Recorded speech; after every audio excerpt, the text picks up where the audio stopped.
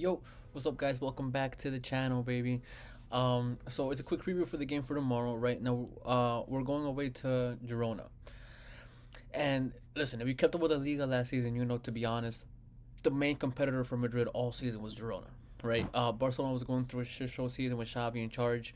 Um, and yeah, so they're our main competitors this season.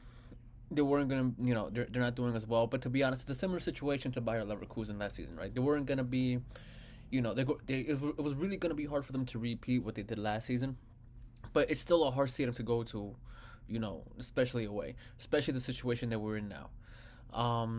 So now Vinny and fucking believe it or not, David Alaba's now back in training, right on the pitch. So, but obviously, he's coming off of an almost year long injury, so we can't, he's definitely not starting. And Vinny's just it's his first day back, and we can fully expect him to not start either.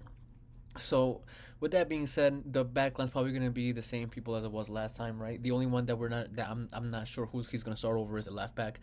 Um, because Mendy, you guys know I'm not the biggest fan of Mendy. I don't really trust him that well. And Fran Garcia has honestly been doing better than him at left back, right? So I expect Fran Garcia to start.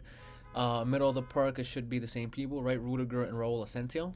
And man, listen, if we could take anything away from these past few weeks that we've been struggling, it's Raul Asensio, man. Like, it's. And one thing I always have to give credit to Barcelona for is how they promote from their, from their academy. Now, the Madrid academy is very slept on, because we rarely keep anybody from the academy, right? But the fact is, it generates a lot of money because there's a lot of good players out there who came from the Madrid academy. Now, every once in a while, it'd be nice to see an actual person from the academy coming in and starting. Even Carvajal, obviously Carvajal's from the academy. There's a picture of him laying down the first brick in Valdebeba, so he's full blown Madrid. But remember, we sold him to Bayer Leverkusen for the 12-13 season, and immediately bought him back when he got voted into the team of the season. So even then, like, we were ready to let him go. Obviously we brought him back, and it worked out marvelously.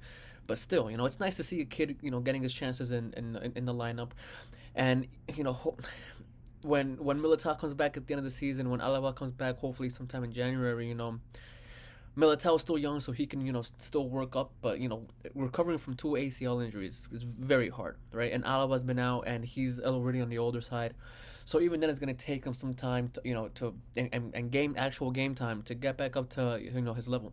So I expect Raul Asensio to be in there for a while. Um, right back, obviously Carvajal is out for the season as well. Uh, with a fucking ACL tear, so I expect Lucas Vasquez to headline that section. The midfield's all gonna be very interesting to see how he plays, and obviously the forward line. Unfortunately, bro, Mbappe's still gonna fucking start more than likely, and it's you guys. If you guys seen the videos, man, you know how critical I've been of Mbappe. And to be honest, I feel like it's all been justified, man. Like, it's not. And again, man, it sounds like a fucking broken record, but it's the lack of effort, man. Like, if you're not contributing on the goals, it's fine, man. These droughts happen, but just go and do something more on the field than just fucking sit around all day and your fucking ass waiting for people to feed you the ball, right? So to me, preferably it'd be Rodrigo on the left side. Everyone knows he prefers the left side anyway, and playing someone like either Brahim Diaz or Arda Güler on the right. I prefer Arda Güler. I think he provides more of, one, he's gonna drop down to midfield, so we could, if he does that, we could fully expect Rodrigo to be like the main guy up top. But Arda Güler could come in, he could help the midfield, he could help create chances. He has the legs to do so. He has the ability with the ball on at his feet to dribble past defenders and open up other players, and he has the ability to pass the ball, it's marvelously. So he can open up and also create chances through just open play. The rest of the midfield, I honestly, and I love Valverde, right? He was definitely a fall for the draw, especially for conceding or doing what he did in order for us to concede the second goal. But man, he needs a fucking rest, right? Like, he needs a rest. If there's a few players who I feel like, again, they're not entitled to fuck up like that. But eventually, man, if you play in every single fucking match, every match, especially for your club and your country, you're gonna get fucking tired. So I just think Valverde needs just one game to rest, man. I know it's against Girona, but we have, like, right now, one position we have depth in is the fucking midfield, right? So maybe start Bellingham, Guler, and Modric. Chouameni's back, so Chouameni could be the holding midfielder. Camavinga's still out injured. Even with all that, we have the players to move around that should still be effective on the field, as long as everyone on the field fucking moves around and does their job. And like, again, that's the main reason why I don't think Mbappe should be starting. Now, we were in a great position, right, where we win our 2 games in hand and we were ahead of Barcelona. But now going into this game, I'm not confident that we're gonna fucking walk away with all 3 points. I'm just not. And if that's the situation, right, even if we walk away with 1 point, the ball is still in Barcelona's court, because best case scenario, they're 3 points ahead, right? But and then in Spain it goes to the head-to-head record, and they've already beat us 4-0.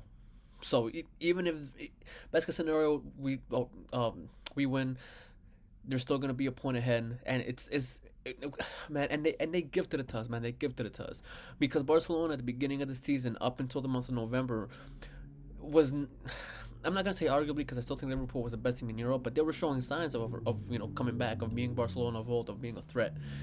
And they fucking gifted it to us. They gifted us the opportunity to fucking be 2 points ahead of them. And I feel like we just fucking threw it away. And we threw it away because these people's, especially Ancelotti's, refusal to put this motherfucker on the bench, bro. Just put him on the bench. It doesn't, like, the way he's, and for all we know, Mbappe's still Mbappe, right? So down the line in the season, he might still come back. He might still be a world beater. He might still be the best player in the world. But at this moment, we cannot afford to drop these fucking points. We just can't. And and everything indicates that if we put him on the field, right, that's more than likely what's going to happen, because his refusal to do shit, right? He's not Cristiano Ronaldo. He's not Lionel Messi. He's none of these players that for some reason it seems like in his head he thinks he is. That he's not. He hasn't accomplished anything to fucking do that shit. He won the World Cup at 18, right?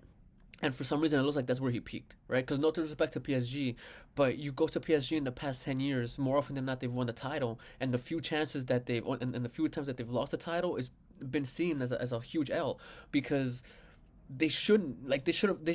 It was an easy team. It was an easy team for him to go to and just start dominating that particular country, right?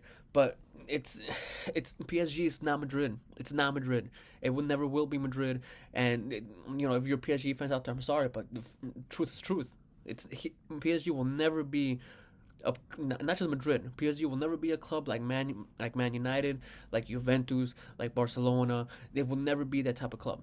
And he feels like he dominated just in that one fucking club in that one country, and he feels like he's the best player in the world. He's not. He's not. You're not, bro. So, dude, just for the love of God, just fucking bench this kid. Bench this kid at the beginning of the game, and do what I said fucking last time, right? If we're winning, if we're up 2-0 at halftime, put him on, get him on the score sheet, right? Or try to get him on the score sheet.